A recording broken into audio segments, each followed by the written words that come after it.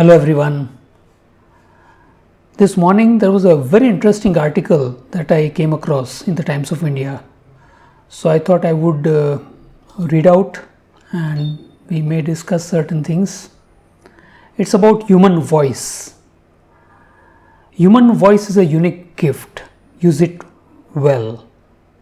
By Homayun Taba. Today it is April 16th, 2024. And today is World Voice Day. That's why this article is very important. I'm just reading out that article and I will also share the link so that if you want to read on your own, you can read and think about it. It's a very interesting article. It gives you different aspects of different meanings of the word voice. It's not just voice that we use while speaking. It's much more than that. So each of us has a unique voice, that is our oral signature. Very interesting. The voice is the instrument through which we converse, convey ideas and express emotions. As an instrument like any other, one can learn to play it well with focus on tempo, timbre, tone, emphasis, speed and volume. Two unmistakable voices come to mind. I have a dream. And what a wonderful world. The first one is of Martin Luther King Jr. In fact, you can listen to the whole speech on our Fluentlingua channel. I have a dream on YouTube. And the other of Louis Armstrong. What a wonderful world. It's a wonderful song actually if you listen to. I'll share the link for that as well. It is still amazing how the pumping of air from the lungs to vibrate the vocal cords could create such a wide range. The quality of a voice depends on the position of the tongue, teeth and variation in pronunciation. There seem to exist three kinds of voices. One we speak with, our oral signature, one when we think or ruminate, and one when we write. It is said metaphorically, finding one's voice is a challenge for any author. An echo is the return of a voice. Silence is its absence. Though this can still communicate a lot. A voice can be gentle, stern, melodic, piercing, lilting.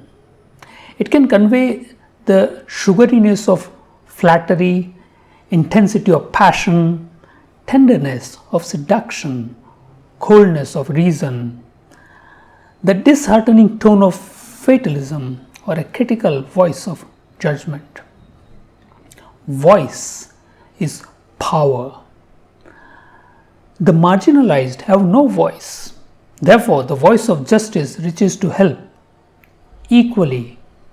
So when people speak in one voice against injustices, democracy at its core implies diversity of voices. All spiritual traditions know the significance of the sound of the voice. Recitations of sacred texts, the Georgian chant, mantra repetitions, and the azan, call to prayer. Words or mantras become alive when infused with voice. In order to tune to the inner voice, quiet solitude is required, and the cacophony of the external ones needs to be hushed. One authentic voice that is difficult to ignore is the voice of conscience, that quietly audible one that tells us, don't do it. To express and to connect are two main human psychological needs. Expressing feelings, needs, ideas that establish connection. Disconnection often explains why people shout, not because of physical distance, but the psychological one.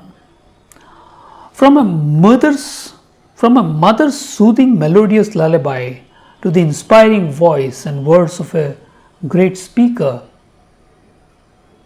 the acoustic energy of a voice can lift us with warmth of enthusiasm or dampen our spirits. It is an instrument of impact, therefore, careful choice as to how to deploy it, appealing to unite, helping to guide, asking to be reasonable, or attempting to disunite, creating disharmony. That may be the reason we can still hear the voices of those who have impacted our lives. However, we experience less of it because of the epidemic of texting and emojis has left little scope for sensing the tonal quality, mood, nuance, and warmth of the spoken word. For this reason, I prefer sending voice messages. The singing of birds at dawn and dusk could be interpreted as the voice of joy. What they convey is that the world is meant to be celebrated. And here once again, Louis Armstrong's voice begins to resonate in our ears. What a wonderful world. Well, that's the article. I hope you enjoy reading this when you are free. Thank you very much. I am Dharmender Sheth, founder Fluentlingua, Surat.